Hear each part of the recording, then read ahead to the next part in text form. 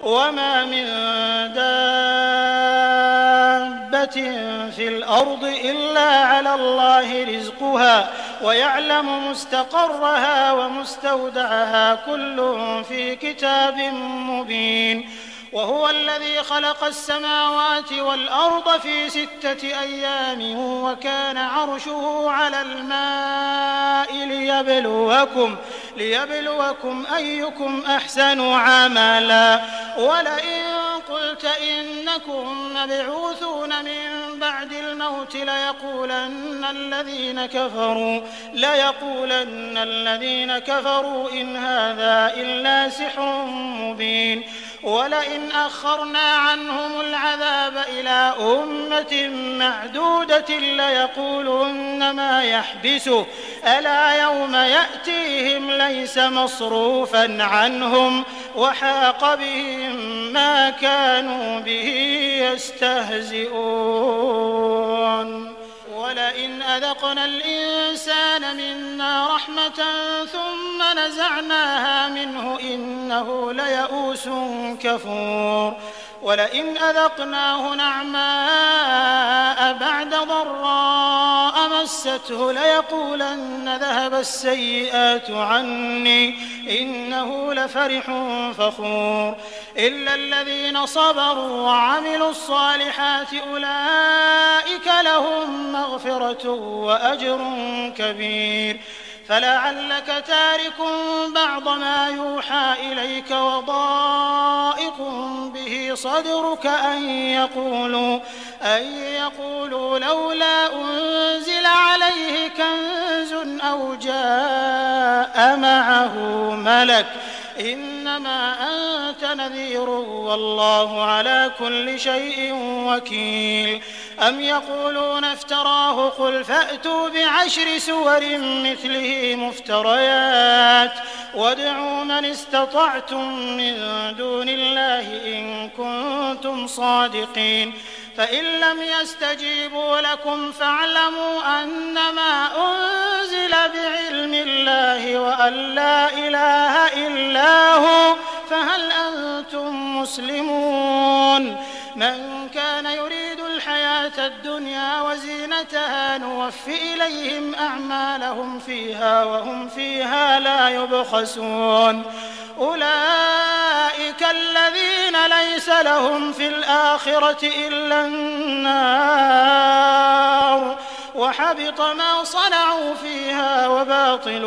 ما كانوا يعملون. أفمن كان على بينة من ربه ويتلوه شاهد منه ومن قبله كتاب موسى إماما ورحمة أولئك يؤمنون به. ومن يكفر به من الأحزاب فالنار موعده فلا تك في مرية منه إنه الحق من ربك ولكن أكثر الناس لا يؤمنون.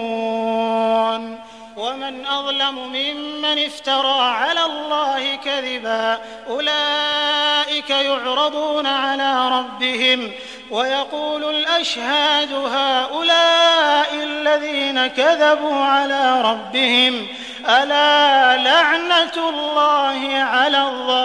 الظالمين. الذين يصدون عن سبيل الله ويبغونها عوجا وهم بالآخرة هم كافرون. أولئك لم يكونوا معجزين في الأرض وما كان لهم من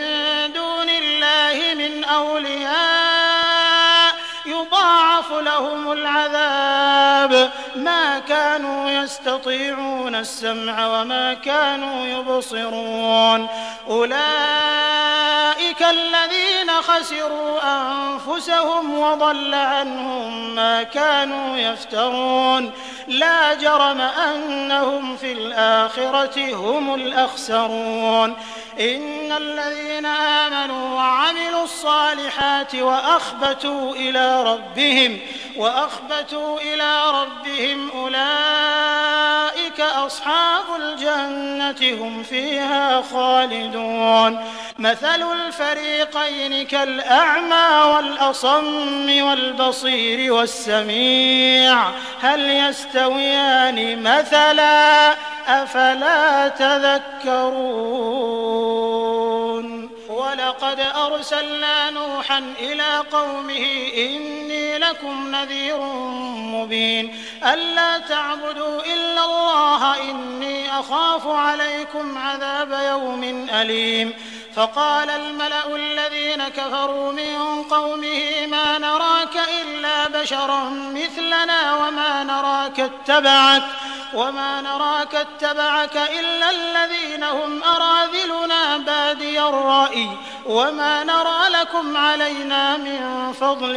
بل نظنكم كاذبين قال يا قوم أرأيتم إن كنت على بينة من ربي وآتاني رحمة من عنده فعميت عليكم أنلزمكموها وأنتم لها كارهون ويا قوم لا أسألكم عليه مالا إن أجري إلا على الله وما أنا بطارد الذين آمنوا إنهم ملاقو ربهم ولكني أراكم قوما تجهلون ويا قوم من ينصرني من الله إن طردتهم أفلا تذكرون ولا أقول لكم عندي خزائن الله ولا أعلم الغيب ولا أقول إني ملك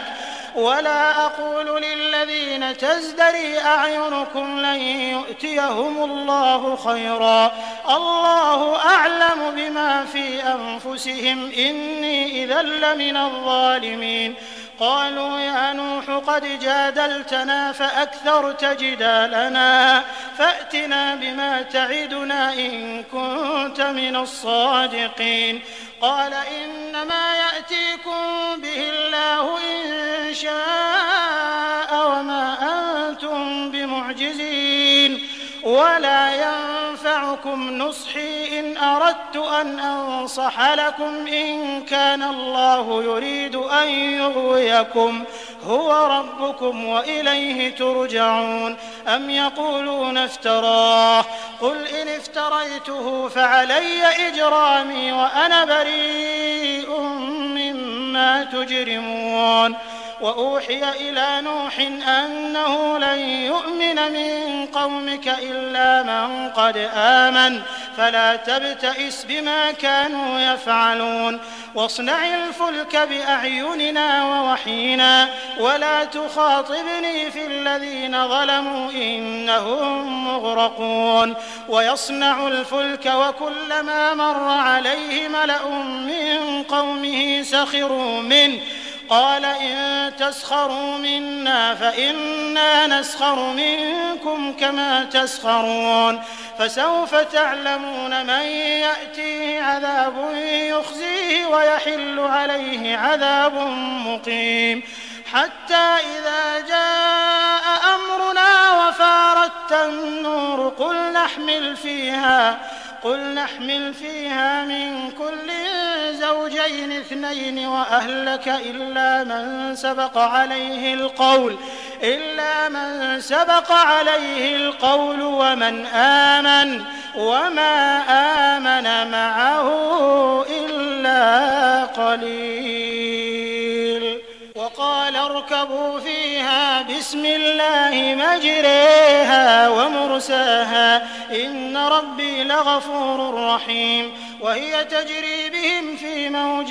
كالجبال ونادى نوح ابنه وكان في معزل يا بني اركب معنا ولا تكن مع الكافرين قال سآوي إلى جبل يعصمني من الماء قال لا عاصم اليوم من أمر الله إلا من رحم وحال بينهما الموج فكان من المغرقين وقيل يا أرض ابلعي ماءك ويا سماء أقلعي وغيض الماء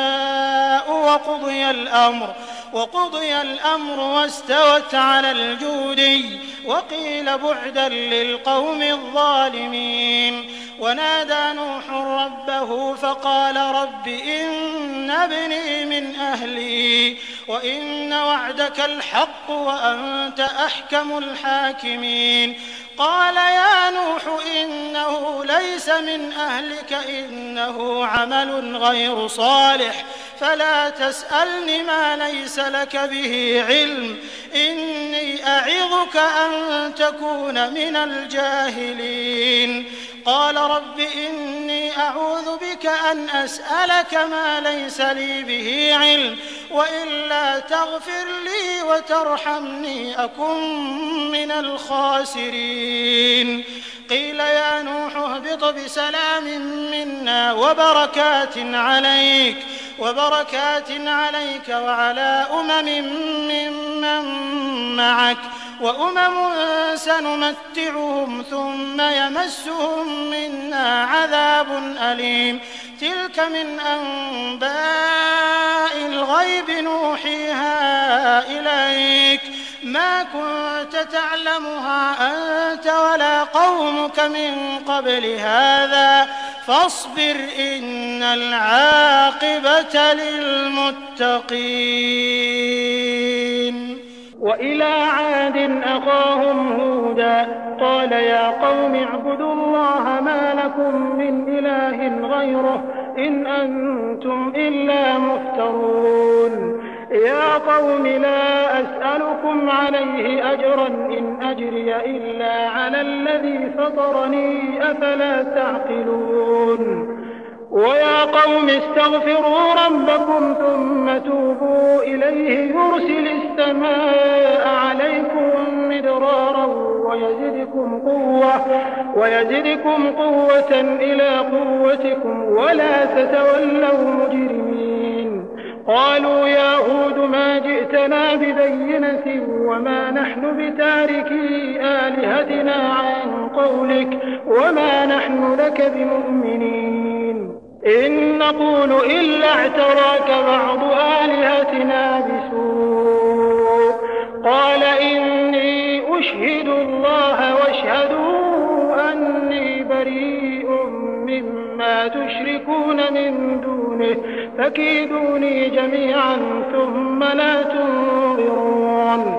إني توكلت على الله ربي وربكم ما من دابة إلا هو آخذ بناصيتها إن ربي على صراط مستقيم. فإن تولوا فقد أبلغتكم ما أرسلت به إليكم ويستخلف ربي قوما غيركم ولا تضرونه شيئا إن ربي على كل شيء حفيظ. ولما جاء أمرنا نجينا هودا والذين آمنوا معه برحمة منا ونجيناهم من عذاب غليظ. وتلك عاد جحدوا بآيات ربهم وعصوا رسله واتبعوا أمر كل جبار عنيد. وأتبعوا في هذه الدنيا لعنة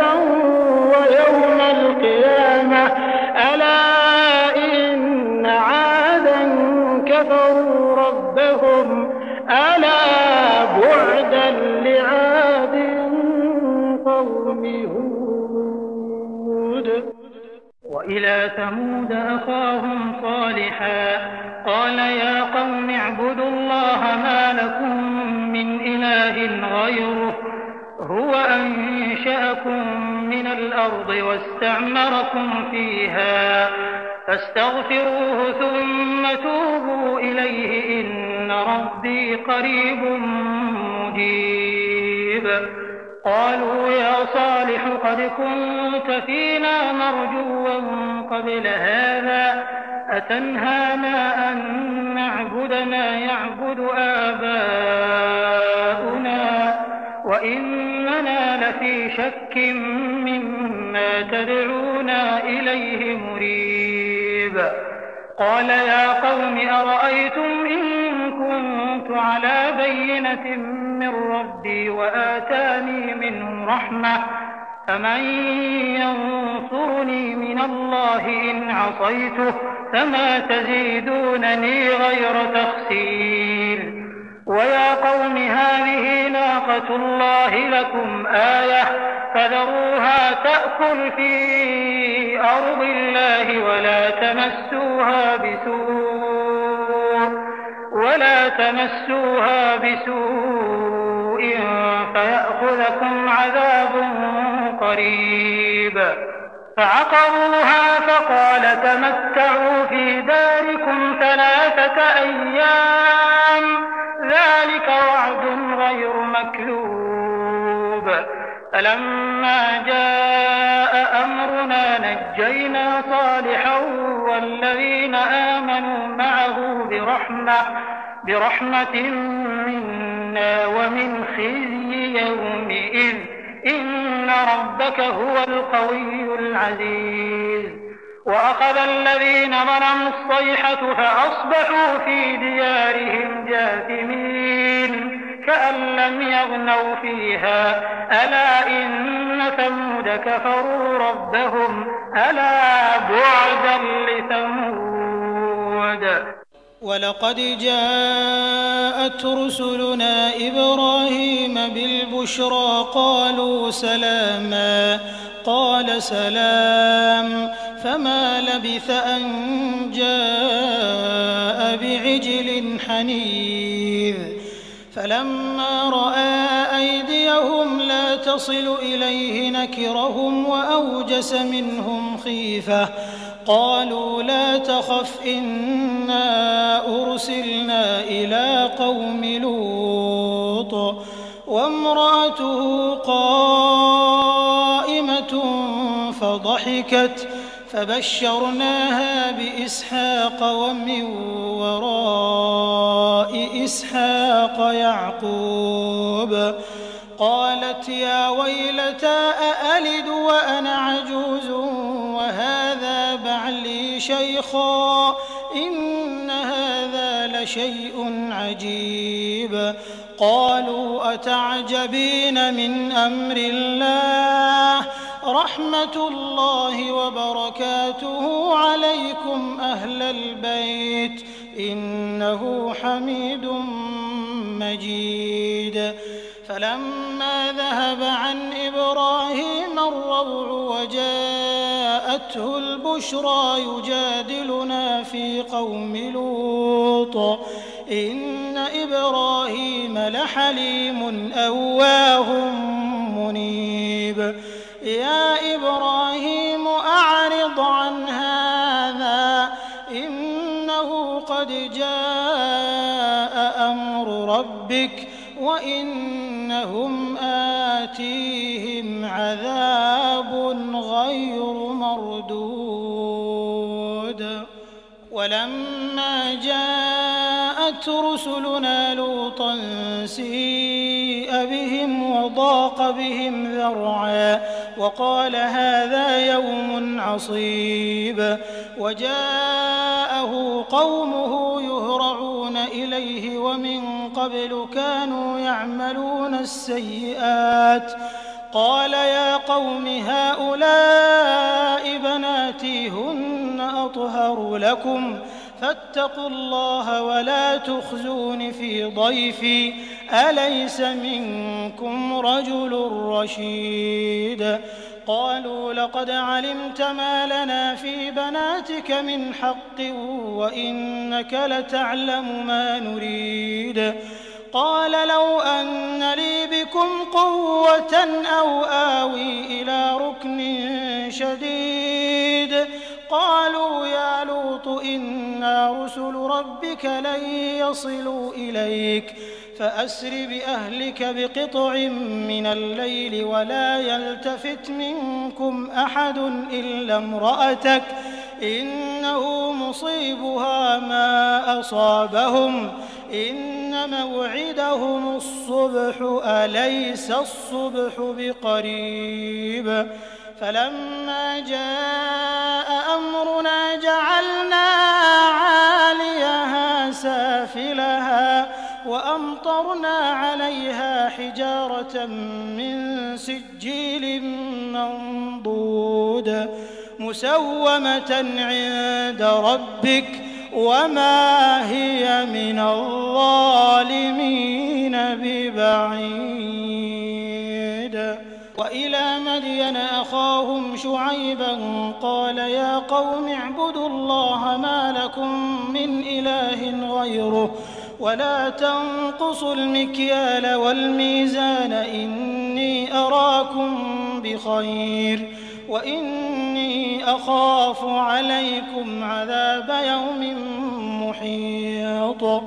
ويا قوم أوفوا المكيال والميزان بالقسط ولا تبخسوا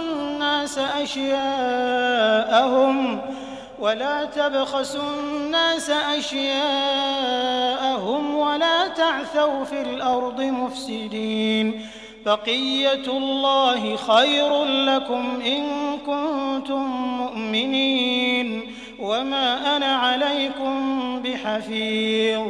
قالوا يا شعيب أصلاتك تأمرك أن نترك ما يعبد آباؤنا أو أن نفعل في أموالنا ما نشاء إنك لأنت الحليم الرشيد قال يا قوم أرأيتم إن كنت على بينة من ربي ورزقني منه رزقا حسنا وما أريد أن أخالفكم إلى ما أنهاكم عنه إن أريد إلا الإصلاح ما استطعت وما توفيقي إلا بالله عليه توكلت وإليه أنيب ويا قوم لا يجرمنكم شقاقي أن يصيبكم مثل ما أصاب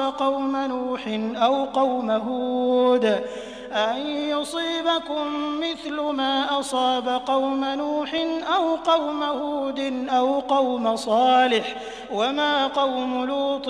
منكم ببعيد واستغفروا ربكم ثم توبوا إليه إن ربي رحيم ودود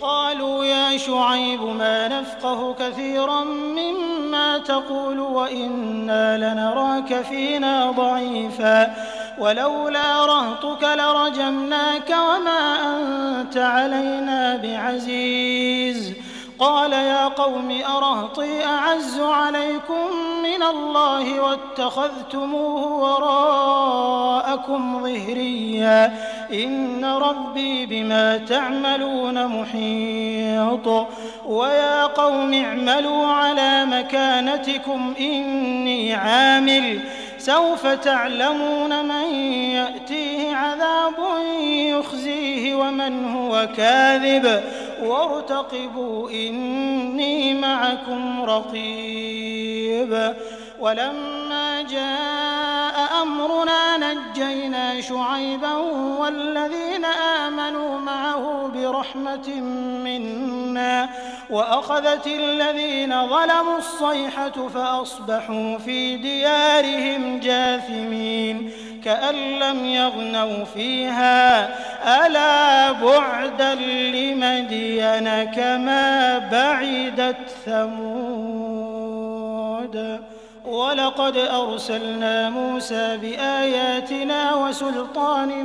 مبين إلى فرعون وملئه فاتبعوا أمر فرعون وما أمر فرعون برشيد يقدم قومه يوم القيامة فأوردهم النار وبئس الورد المورود وأتبعوا في هذه لعنة ويوم القيامة بئس الرفد المرفود ذلك من أنباء القرى نقصه عليك منها قائم وحصيد وما ظلمناهم ولكن ظلموا أنفسهم فما أغنت عنهم آلهتهم التي يدعون من دون الله من شيء لما جاء أمر ربك وما زادوهم غير تتبيب وكذلك أخذ ربك إذا أخذ القرى وهي ظالمة إن أخذه أليم شديد إن في ذلك لآية لمن خاف عذاب الآخرة ذلك يوم مجموع له الناس وذلك يوم مشهود وما نؤخره إلا لأجل معدود يوم يأتي لا تكلم نفس إلا بإذنه فمنهم شقي وسعيد فأما الذين شقوا ففي النار لهم فيها زفير وشهيق خالدين فيها ما دامت السماوات والأرض إلا ما شاء ربك إن ربك فعال لما يريد وأما الذين سعدوا ففي الجنة خالدين فيها ما دامت السماوات والأرض إلا ما شاء ربك عطاء غير مجذوذ فلا تك في مرية مما يعبد هؤلاء ما يعبدون إلا كما يعبد آباؤهم من قبل وإنا لموفوهم نصيبهم غير منقوص ولقد آتينا موسى الكتاب فاختلف فيه ولولا كلمة سبقت من ربك لقضي بينهم وإنهم لفي شك منه مريب وإن كلا لما ليوفينهم ربك أعمالهم إنه بما يعملون خبير فاستقم كما أمرت ومن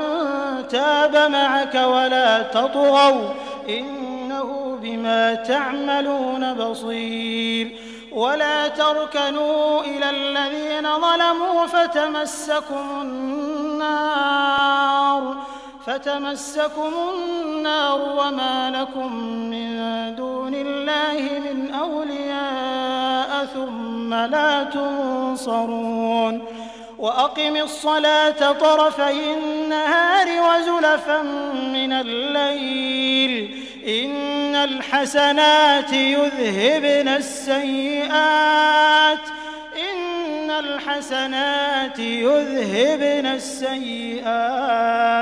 ذلك ذكرى للذاكرين واصبر فإن الله لا يضيع أجر المحسنين فلولا كان من القرون من قبلكم أولو بقية ينهون عن الفساد في الأرض إلا قليلا ممن أنجينا منهم واتبع الذين ظلموا ما أترفوا فيه وكانوا مجرمين وما كان ربك ليهلك القرى بظلم وأهلها مصلحون ولو شاء ربك لجعل الناس أمة واحدة ولا يزالون مختلفين إلا من رحم ربك ولذلك خلقهم وتمت كلمة ربك لأملأن جهنم من الجنة والناس أجمعين وكلا نقص عليك من أنباء أنباء الرسل ما نثبت به فؤادك وجاءك في هذه الحق وموعظة وذكرى للمؤمنين وقل للذين لا يؤمنون اعملوا على مكانتكم إنا عاملون وانتظروا إنا منتظرون ولله غيب السماوات والأرض وإليه يرجع الأمر كله فاعبده وتوكل عليه وما ربك بغافل عما تعملون. بسم الله الرحمن الرحيم. ألف لام را تلك آيات الكتاب المبين إنا أنزلناه قرآنا عربيا لعلكم تعقلون. نحن نقص عليك أحسن القصص بما أوحينا إليك هذا القرآن وإن كنت من قبله لمن الغافلين. إذ قال يوسف لأبيه يا أبت إني رأيت 11 كوكبا والشمس والقمر رأيتهم لي ساجدين. قال يا بني لا تقصص رؤياك على إخوتك فيكيدوا لك كيدا إن الشيطان للإنسان عدو مبين. وكذلك يجتبيك ربك ويعلمك من تأويل الأحاديث ويتم نعمته عليك وعلى آل يعقوب كما أتمها على أبويك من قبل إبراهيم وإسحاق إن ربك عليم حكيم. لقد كان في يوسف وإخوته آيات للسائلين إذ قالوا ليوسف وأخوه أحب إلى أبينا منا ونحن عصبة إن أبانا لفي ضلال مبين. اقتلوا يوسف أو اطرحوه أرضا يخل لكم وجه أبيكم وتكونوا من بعده قوما صالحين. قال قائل منهم لا تقتلوا يوسف وألقوه في غيابة الجب يلتقطه بعض السيارة إن كنتم فاعلين. قالوا يا أبانا ما لك لا تأمنا على يوسف وإنا له لناصحون أرسله معنا غدا يرتع ويلعب وإنا له لحافظون. قال إني ليحزنني أن تذهبوا به وأخاف أن يأكله الذئب وأنتم عنه غافلون. قالوا لئن أكله الذئب ونحن عصبة إنا إذا لخاسرون. فلما ذهبوا به وأجمعوا أن يجعلوه في غيابة الجب وأوحينا إليه لتنبئنهم بأمرهم هذا وهم لا يشعرون. وجاءوا أباهم عشاء يبكون. قالوا يا أبانا إنا ذهبنا نستبق وتركنا يوسف عند متاعنا فأكله الذئب وما أنت بمؤمن لنا ولو كنا صادقين. وجاءوا على قميصه بدم كذب قال بل سولت لكم أنفسكم أمرا فصبر جميل والله المستعان على ما تصفون. وجاءت سيارة فأرسلوا واردهم فأدلى دلوه قال يا بشرى هذا غلام وأسروه بضاعة والله عليم بما يعملون. وشروه بثمن بخس دراهم معدودة وكانوا فيه من الزاهدين. وقال الذي اشتراه من مصر لامرأته أكرمي مثواه عسى أن ينفعنا أو نتخذه ولدا وكذلك مكنا ليوسف في الأرض ولنعلمه من تأويل الأحاديث والله غالب على أمره ولكن أكثر الناس لا يعلمون ولما بلغ أشده آتيناه حكما وعلما وكذلك نجزي المحسنين وراودته التي هو في بيتها عن نفسه وغلقت الأبواب وقالت هيت لك قال معاذ الله إنه ربي أحسن مثواي إنه لا يفلح الظالمون ولقد همت به وهم بها لولا أن رأى برهان ربه كذلك لنصرف عنه السوء والفحشاء إنه من عبادنا المخلصين واستبق الباب وقدت قميصه من دبر وألف يا سيدها لدى الباب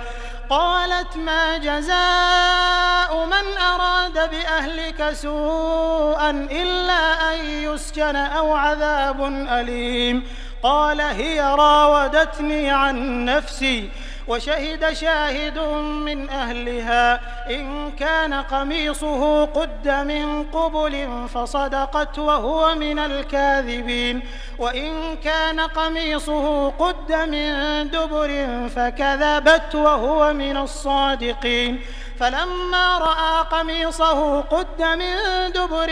قال إنه من كيدكن إن كيدكن عظيم يوسف أعرض عن هذا واستغفري لذنبك إنك كنت من الخاطئين وقال نسوة في المدينة امرأة العزيز تراود فتاها عن نفسه قد شغفها حبا إنا لنراها في ضلال مبين فلما سمعت بمكرهن أرسلت إليهن وأعتدت لهن متكأ وآتت كل واحدة منهن سكينا وقالت اخرج عليهم فلما رأينه أكبرنه وقطعن أيديهن وقلن حاش لله ما هذا بشرا إن هذا إلا ملك كريم قالت فذلكن الذي لمتنني فيه ولقد راودته عن نفسه فاستعصم ولئن لم يفعل ما آمره ليسجنن وليكونن من الصاغرين قال رب السجن أحب إلي مما يدعونني إليه وإلا تصرف عني كيدهن أصب إليهن وأكن من الجاهلين فاستجاب له ربه فصرف عنه كيدهن إنه هو السميع العليم ثم بدا لهم من بعد ما رأوا الآيات ليسجننه حتى حين ودخل معه السجن فتيان قال أحدهما إني أراني أعصر خمرا وقال الآخر إني أراني أحمل فوق رأسي خبزا تأكل الطير منه نبئنا بتأويله إنا نراك من المحسنين قال لا يأتيكما طعام ترزقانه إلا نبأتكما بتأويله قبل أن يأتيكما ذلكما مما علمني ربي إني تركت ملة قوم لا يؤمنون بالله وهم بالآخرة هم كافرون واتبعت ملة آبائي إبراهيم وإسحاق ويعقوب ما كان لنا أن نشرك بالله من شيء ذلك من فضل الله علينا وعلى الناس ولكن أكثر الناس لا يشكرون يا صاحبي السجن أأرباب متفرقون خير أم الله الواحد القهار ما تعبدون من دونه إلا أسماء سميتموها أنتم وآباؤكم ما أنزل الله بها من سلطان إن الحكم إلا لله أمر ألا تعبدوا إلا إياه ذلك الدين القيم ولكن أكثر الناس لا يعلمون يا صاحبي السجن أما أحدكما فيسقي ربه خمرا وأما الآخر فيصلب فتأكل الطير من رأسه قضي الأمر الذي فيه تستفتيان وقال للذي ظن أنه ناج منه اذكرني عند ربك فأنساه الشيطان ذكر ربه فلبث في السجن بضع سنين وقال الملك إني أرى 7 بقرات سمان يأكلهن 7 عجاف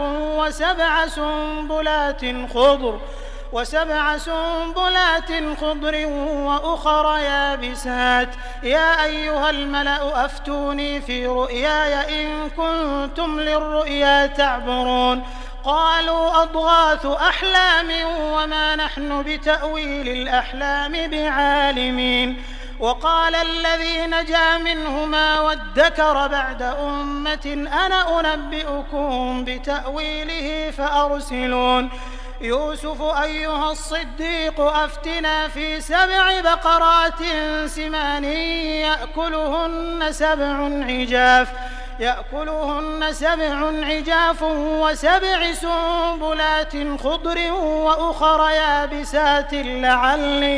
لعلي أرجع إلى الناس لعلهم يعلمون قال تزرعون 7 سنين دأبا فما حصدتم فذروه في سنبله إلا قليلا مما تأكلون ثم يأتي من بعد ذلك 7 شداد يأكلن ما قدمتم لهن إلا قليلا مما تحصنون ثم يأتي من بعد ذلك عام فيه يغاث الناس وفيه يعصرون وقال الملك ائتوني به فلما جاءه الرسول قال ارجع إلى ربك فاسأله ما بال النسوة اللاتي قطعن أيديهن إن ربي بكيدهن عليم قال ما خطبكن إذ راوتن يوسف عن نفسه قلنا حاش لله ما علمنا عليه من سوء قالت امرأة العزيز الآن حصحص الحق أنا راودته عن نفسه وإنه لمن الصادقين ذلك ليعلم أني لم أخنه بالغيب وأن الله لا يهدي كيد الخائنين